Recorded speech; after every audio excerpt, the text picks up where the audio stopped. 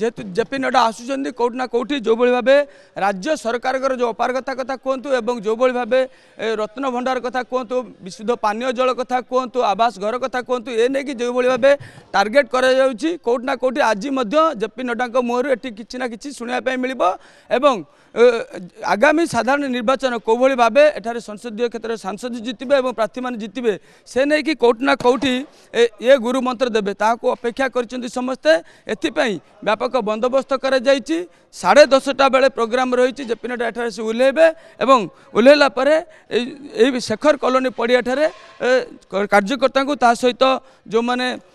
प्रार्थी अच्छी से निहाती गुरु मंत्र देवे और यह शुणापी जेपी नड्डा को शुणापी कौटी ना कौटी केउंझरवासी मध्य प्रार्थी समस्त प्रार्थी और कार्यकर्ता मध्य बेस उत्सुकता भरी रही एथिपाई त्रिस्तरीय सुरक्षा व्यवस्था गोटे प्रकार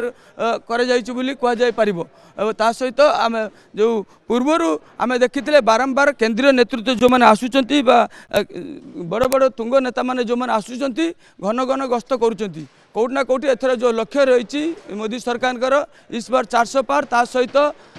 राज्य में डबल इंजिन सरकार जो भाई करने दृढ़ोक्ति बीजेपी तुंग नेता मैंने कर फोकस करी कौटी ना कौटी आज एपाई जेपी नड्डा आसबे और निश्चित भाव ए मंत्र